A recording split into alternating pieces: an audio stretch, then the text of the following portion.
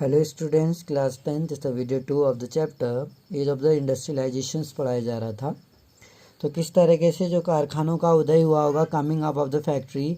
Earlier जो factories थी England में वो 1730 के टाइम पर आई थी, but it was only in the late 18th century. लेकिन उनकी संख्या में जो तेज़ी से इजाफा हुआ 18th सेंचुरी में, that the number of factories multiply, और तेज़ी से क्या होने लग गया 18वीं शताब्दी के आने तक बहुत सारी संख्या में कारखाने खुलने लग गए। First symbol of the new era was cotton. जो कपास था, कपास को अगर हम बात करें एक नए युग का पहला प्रतीक थी। Its production boom in the late 19th century, और 19वीं सदी के आखिरी में जो कपास का उत्पादन था, the production of cotton increase, बहुत ज़्यादा तेज़ी से बढ़ोतरी हुई। इन 1760 ब्रिटेन वाज इम्पोर्टिंग 2.5 मिलियन। जो ब्रिटेन था वो इंपोर्ट कर रहा था 2.5 million pound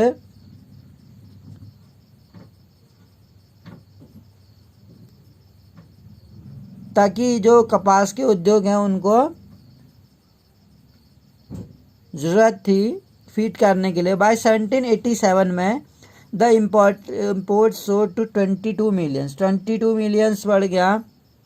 this increase was link to a number of changes, और इस तरीके से ये इजाफा जो था, इतना ज़्यादा जो इजाफा हुआ with in the process of production. इससे क्या हुआ, जो प्रोडक्शंस था, जो प्रोसेस थी, उत्पादन की जो प्रक्रिया थी, उसमें बहुत सारे बदलावों का परिणाम थी। बहुत सारे बदलाव किए गए थे जिसके कारण इतना उत्पादन पॉसिबल हो पाया।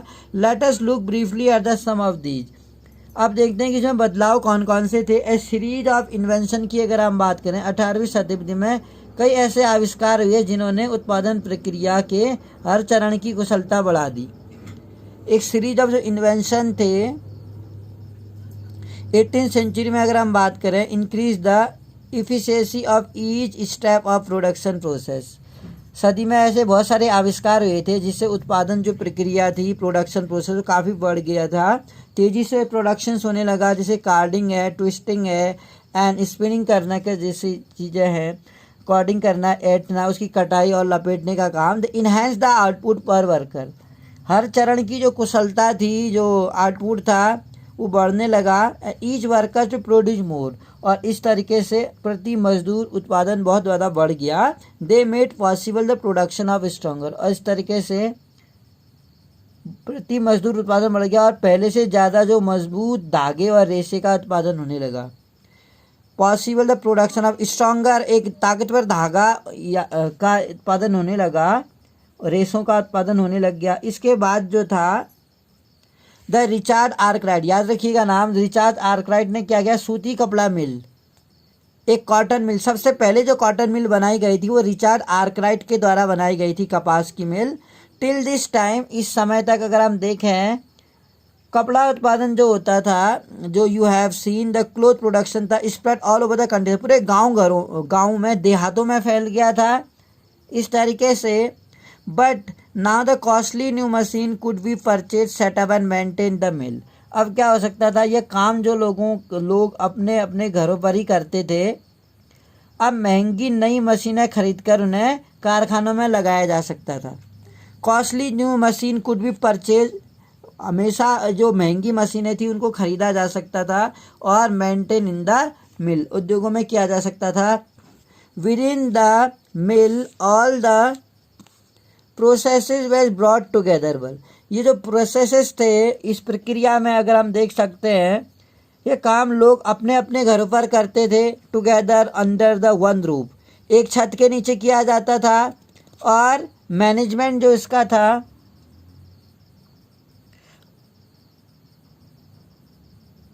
इसके जो चलते उत्पादन प्रक्रिया पर allowed to make careful supervision, यानी कि उस पर जो निगरानी की जाती थी सावधानी पूर्वक, प्रोडक्शन प्रोसेस पर, उत्पादन की प्रक्रिया पर, गुणवत्ता और मजदूरों पर नज़र रखना संभव हो पाया था, क्वालिटी पर और रेगुलेशन ऑफ लेबर पर, all over which had and difficult to do when productive was in countryside. जब तक उत्पादन गांव में हो रहा था तब तक ये सारे काम संभव नहीं थे कि उत्पादन की गुणवत्ता पर और एक मजदूरों पर नज़र रखना शायद संभव नहीं था। लेकिन अब ये संभव हो पा रहा था। इन द अर्ली सेंचुरी की अगर हम बात करें, अगर हम देखते हैं इसको 19th सेंचुरी में फैक्ट्रीज इंक्रीजिंगली, जो फैक्ट्रियाँ थी, जो कारखाने थे, वो क्या थे, इंग्लैंड में एक इम्पॉर्टेंट लैंडस्केप भूधरातल का, भूदृश्य का एक अभिन्न अंग बन चुके थे। So visibly were the imposing new mills so magical seems to be power of new technological. तो इस तरीके से ये जो औद्योगिक, अगर हम बात करें कि ताकत इतनी जादुई दिखाई देती कि इस समय के लोगों की आंखें बिल्कुल जगमगा जाती थी। इम्पोजिंग जो न्यू मिल्स थी, जो नई मिलें थी, वो इतने जादुई रूप से दिखाई देती थी कि जो नई तकनीकी का उपयोग कंटेम्प्रेरी वे डेजल्ट करती थी, आंखों को चकाचौंध कर देती थी। दे कंसंट्रेटेड दियर अटेंशन, उन्होंने क्या किया, अपना ध्यान कंसंट्रेट किया, कारखानों पर टिका रहा था। ऑलमोस्ट फॉरगेटिंग वायलेंस, और इस लगभग हम देख सकते हैं इस बात को मानो भूल ही जाते थे कि उनकी आंखों से ओझल गलियां और वर्कशॉप में अभी भी जो उत्पादन हो रहा है, workshop where the production still continue, और उत्पादन अभी भी एक कंटिन्यू रहता था ऐसी जगहों पर। The progress of industrial change की अगर हम बात करें, जो औद्योगिक परिवर्तन की रफ्तार थी, किस तरह से परिवर्तन हुआ होगा। How rapid was the process, कितना तेजी से जो उद्योग था, उद्योगों की प्रक्रिया में जो तेजी आ रही थी, कितनी तेजी से काम हो रहा था। Does industrialisation mean only the growth of factory industries, ये कहता है क्या औद्योगिकरण का मतलब केवल फैक्ट्री उद्योगों के विकास तक ही सीमित था। कह रहे फर्स्ट अगर हम बात करें, पहला the most dynamic industries in Britain were clearly cotton metal, पहला जो था सूती उद्योग और कपास उद्योग ब्रिटेन के सबसे फलते फूलते उद्योग थे। जो हम देखते हैं कि जो डायनेमिक, गतिशील हम कह सकते हैं, फलता फूलता उद्योग जो थे ब्रिटेन में, वो कॉटन में और कपास उद्योग में देखे जाते थे। और तेजी से बढ़ता हुआ जो कपास उद्योग था, तेजी से जो बढ़ रहा था, growing rapid place, cotton was the leading sector, और जो कॉटन था वो एक लीडिंग सेक्टर माना जाता था, कपास। In first phase of industrialisation, पहले चरण में जो एक उद्योग बन चुका था, और इसके बाद अप टू 1840 तक, after the iron and steel industry led the way, इसके बाद जो लोहा और स्टील उद्योग था ये काफ़ी आगे निकल आए थे। और 1840 की अगर हम बात करें, एंड इन कॉलोनीज में फ्रॉम 1860 तक द डिमांड फॉर आयरन, अगर हम लोहे और स्टील की ज़रूरत देखें तो तेज़ी से बढ़ने लगी थी। By 1873 Britain was exporting iron, 1873 तक जो ब्रिटेन था आयरन और स्टील का एक्सपोर्ट कर रहा था। और at most 77 million double the value of it cotton export, ये राशि थी इंग्लैंड के कपास निर्यात के मूल्य से दुगनी मापी गई थी। और इस तरह से हम सेकेंडली अगर दूसरा एक कारण देखें हम उद्योगों के बढ़ने का, new industry could not easily displace traditional industry, जो नए उद्योग थे परंपरागत उद्योगों को इतनी आसानी से हाशिए पर नहीं ढकेल सकते थे। इतना आसान नहीं था नए उद्योगों को कि वो पुराने जो उद्योग थे उनको डिस्प्लेस कर सकें। Even the end of 19th century, यहाँ तक कि 19वीं शताब्दी के अंत तक less than 20% of the total workforce was employed. हमने ये देखा कि 19वीं के आखिरी में तकनीकी रूप से विकसित औद्योगिक क्षेत्र में काम करने वाले जो मजदूरों की संख्या थी वो 20% से कम देखी जा रही थी, उससे ज़्यादा नहीं थी, 20% से। Workforce were employed in technological क्षेत्र में, जो कपड़ा उद्योग अगर हम बात करें, टेक्सटाइल एक डायनेमिक सेक्टर था, यानी एक गतिशील उद्योग था, लेकिन लार्ज पोर्शन ऑफ आउटपुट, लेकिन उसका जो उत्पादन का जो बड़ा हिस्सा था, लार्ज पोर्शन जो था उसके उत्पादन का, not with in the factory, मतलब वो फैक्ट्री में नहीं होता था, कारखानों में नहीं होता था, बल्कि लोगों के घरों में। जैसे हम पढ़ चुके हैं कि आउटर डोमेस्टिक यूनिट, लोगों के घरों में, अपने घरों में काम किया करते थे। थर्ड अगर हम बात करें तो पेस ऑफ चेंज कहा जा रहा है, यदि परंपरागत जो उद्योग थे, जो उद्योगों में परिवर्तन आया था, change in the tradition industries was not set, जो उद्योग थे वो ज़्यादा चल नहीं पाए, not set bye steam power cotton. ये कहता है कि जो परंपरागत उद्योगों में परिवर्तन की गति भाप से चलने वाले सूती और धातु उद्योग से तय नहीं हो रही थी, लेकिन जो परंपरागत उद्योग थे पूरी तरह से ठहराव की अवस्था में नहीं थे।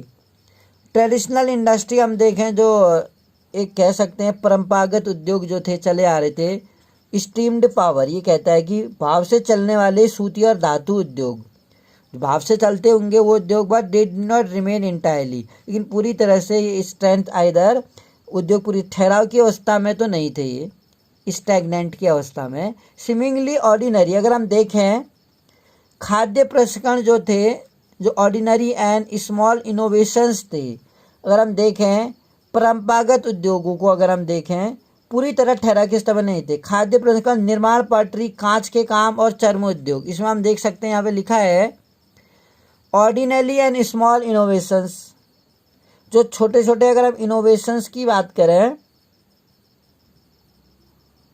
जो छोटे छोटे आविष्कार थे, इनोवेशंस कहते हैं आविष्कार, छोटे small innovation with the basis of growth, वो किस पर निर्भर थे, जो छोटी छोटी तरक्की हो रही थी, growth in many non mechanise sector में, जो गैर औद्योगिक क्षेत्र थे, मैकेनाइज सेक्टर, जैसे कि फूड प्रोसेसिंग की अगर हम बात करें, खाद्य प्रसंस्करण जिसे बोलते हैं, फूड प्रोसेसिंग, जैसे फूड की पैकिंग करके कहीं भेजना, और बिल्डिंग बनाने से लेकर पॉटरी हो गया, ग्लास वर्क हो गया, टैनिंग हो गया, चर्म उद्योग, टैनिंग बोलते हैं चमड़ा को, टैनिंग, फर्नीचर हो गया, and making and production of implement, और इस तरीके से छोटे छोटे आविष्कार जो गैर मशीनी क्षेत्रों में जो तरक्की देखी जा रही थी, वो ज़्यादा देखी जा रही थी। फोर्थ अगर हम बात करें, जो टेक्नोलॉजिकल चेंज, जो एक तकनीकी में बदलाव था, जिसकी जो एक गति थी वो काफ़ी धीमी थी। They did not spread dramatically across the industrial landscape, ये कह रहा है दे डिड नॉट स्प्रेड, वो क्या हुआ, तेजी से जो बदलाव था नाटकीय तेजी से नहीं फैले।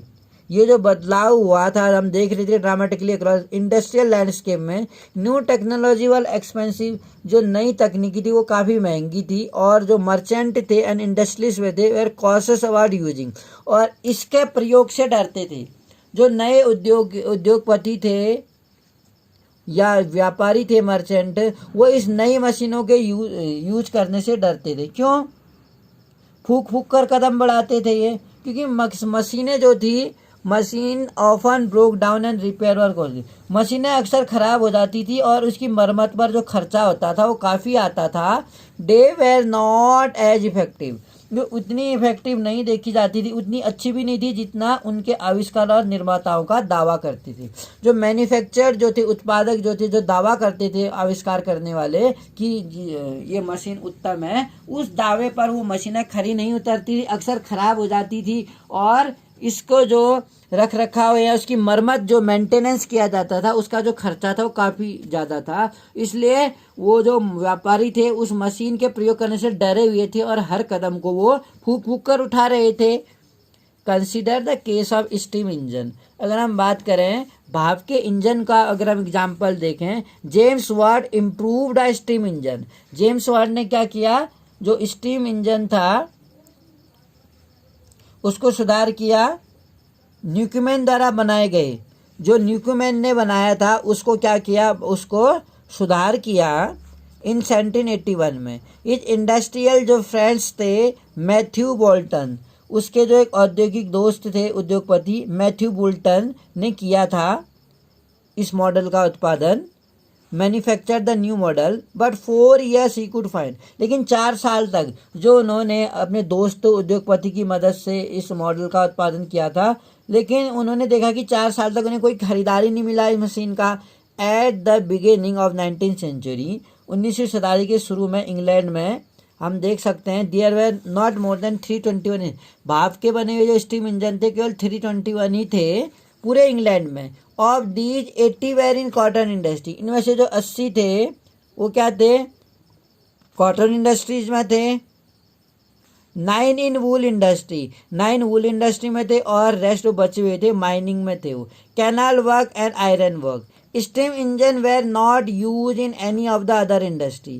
जो स्टीम इंजन थे इस तरह से, जो भाप के उद्योग, सिर्फ इसमें देखा 80 जो सूती उद्योग थे, steam engine were not use in any of the other industry. और जो भाप से चलने वाले उद्योग थे, इंजन्स थे, वो 321 इंजन्स थे ऐसे वहाँ पर। और so even the most powerful new technology, even जो सबसे ज़्यादा शक्तिशाली पावरफुल टेक्नोलॉजी आई थी, तकनीकी आई थी, वहाँ पर उद्योगपति बहुत क्या कर रहे थे, हिचकिचा रहे थे। द लेबर मैनिफोल्ड व स्लो। और जो लेबरों का, मजदूरों की उत्पादन क्षमता को कई गुना बढ़ाने की संभावना वाली सबसे शक्तिशाली प्रौद्योगिकी को, जो सबसे शक्तिशाली प्रौद्योगिकी थी, उसको अपनाने से घबरा रहे थे। Slow to be accepted by manifold, जिससे कि कई सारे मजदूरों की जो उत्पादकता थी वो काफ़ी बढ़ जाती। अगर वो इस नई तकनीकी का इस्तेमाल करते तो उनकी उत्पादन क्षमता बढ़ सकती थी। लेकिन कहीं ना कहीं जो उद्योगपति थे, व्यापारी थे, इस नई प्रौद्योगिकी को प्रयोग करने से बहुत हिचकिचा रहे थे। कारण वही था कि इसका जो अगर ये ख़राब हो जाती थी तो इसका जो रख रखाव था, इसकी मरम्मत का जो खर्चा था वो काफ़ी ज़्यादा आता था। हिस्टोरियंस, अगर हम बात करें इतिहासकारों की, now have come to increasingly recognise that a typical worker in mid 19th century. इतिहासकार इस बात को मानने लगे कि जो 19वीं सदी थी उसके मध्य में was not a machine operator. औसत मजदूर मशीनों पर काम करने वाले नहीं थे। जो बहुत सारे मजदूर थे, मशीन ऑपरेटर नहीं थे, बल्कि वो ट्रेडिशनल क्राफ्ट थे, बल्कि वो परंपरागत कारीगर और मजदूरी होते थे। इस तरीके से हमने देखा। अब देखेंगे कि हैंड लेबर और स्टीम पावर जो थी उस पर क्या असर पड़ा, क्या थे वो हाथ का श्रम जो था और जो वाष्प शक्ति थी वो क्या थी, इन द नेक्स्ट वीडियो।